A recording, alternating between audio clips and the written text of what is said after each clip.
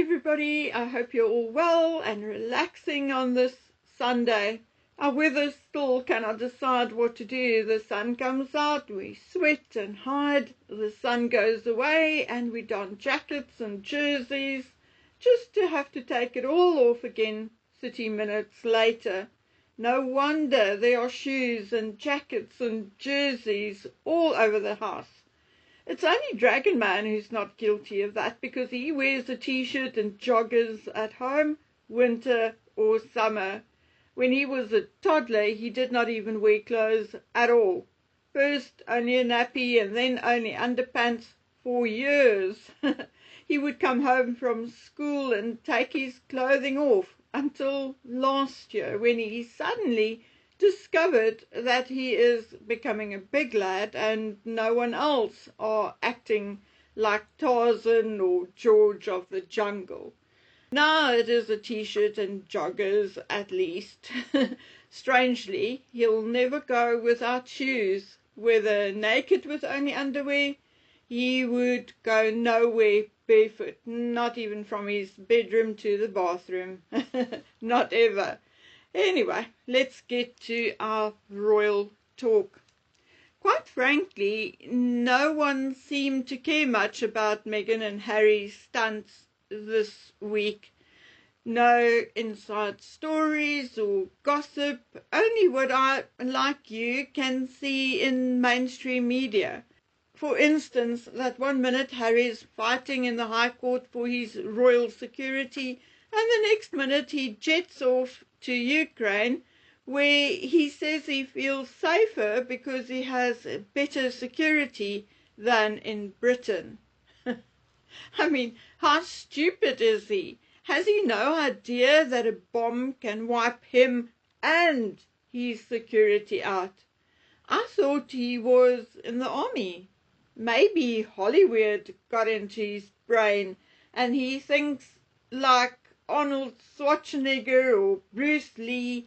He can be mowed down one minute and go to a gala the next.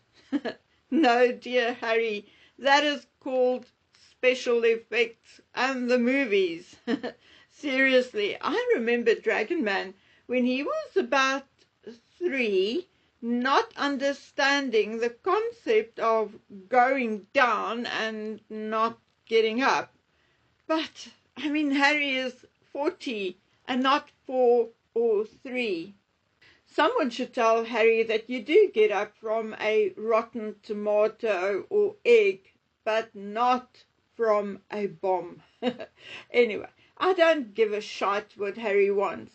I'll never have to pay for it. But this time, I hope the British people will stand up in their droves if Harry does get government-funded security. There's no point in complaining to all and sundry, but when the worst happens, no one stands up and speaks up. How many people can Keir Starmer arrest for free speech?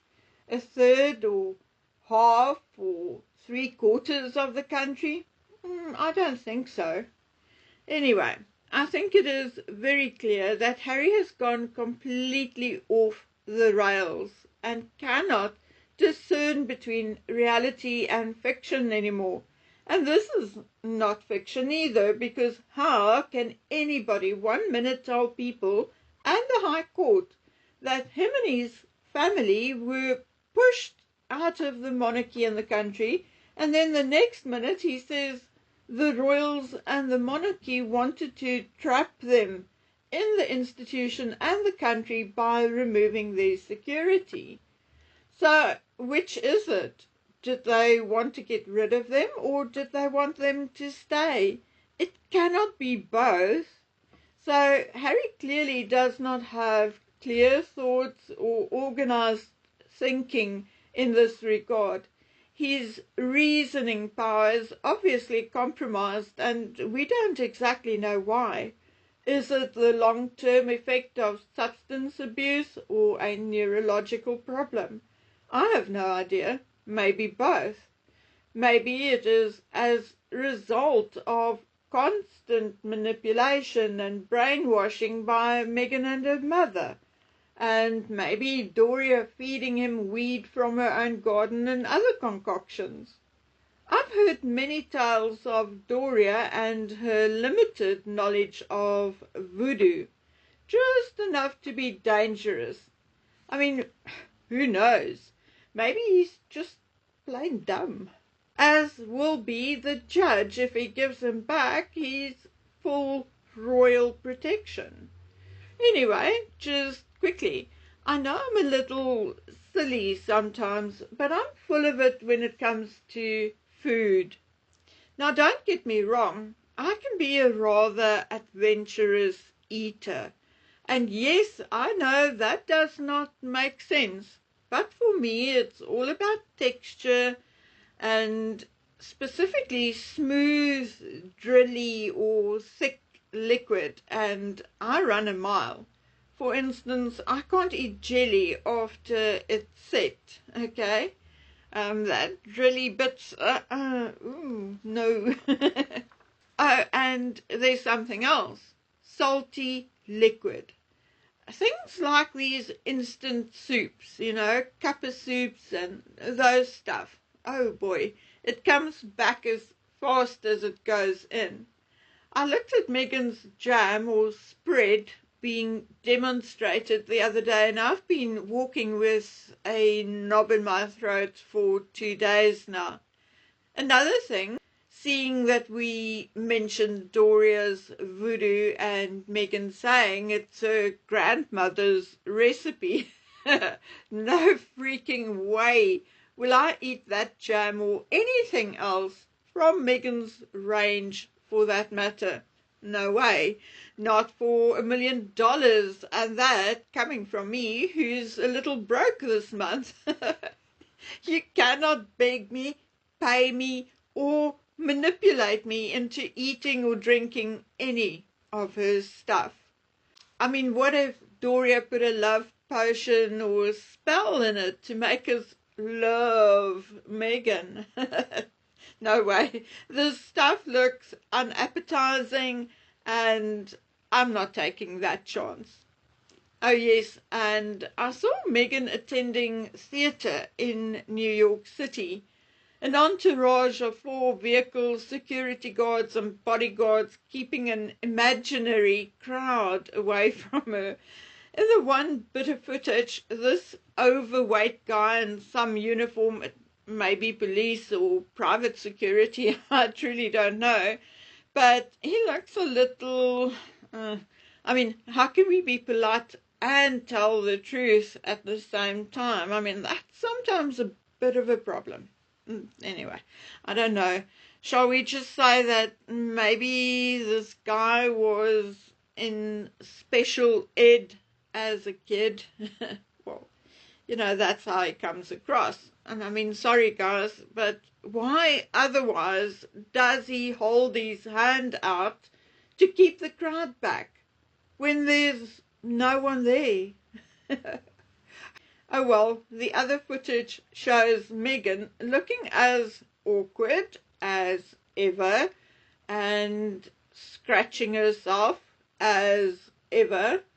Luckily this time she was scratching her head and not her coochie. Anyway, listen guys, Megan is really driving me either to sleep or to irritability. So let me say bye before this turns into a rant. It is Sunday, so we'll keep it light. My daughter belongs to a group selling stuff online, unwanted stuff. But every Sunday they give stuff away. Remember, one guy's junk is another's gold. Today was 2 shopping bags of Dragon Man's clothing, which he had grown out of, and she had a number of people interested, so the afternoon was a bit hectic. I think it is such a great idea. For instance, Dragon Man is now well over 6 foot, and he wears the size 12 shoe, which we cannot find in normal clothing stores. We have to go to a specialty store or order online, and the price of his shoes are eye-watering because he also has a broad foot, and he, as you may know by now, has few issues with his feet. So talk about breaking the bank when he needs shoes or sport shoes. Well, guess what? We got a pair of brand new, still in the box, shoes about 3 weeks ago, and they were perfect.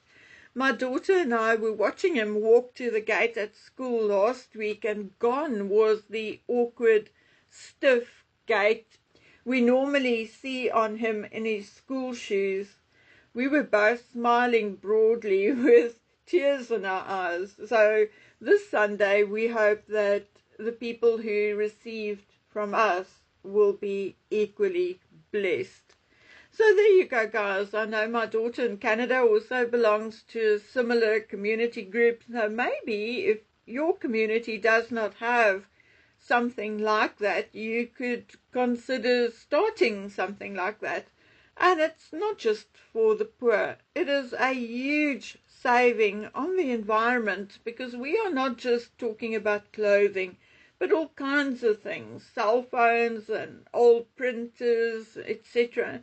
As long as it is still wearable or functionable, someone will want it. Okay, guys, and now I'm going to go take the rest of my Sunday easy and just relax. So I'll see you tomorrow. Bye.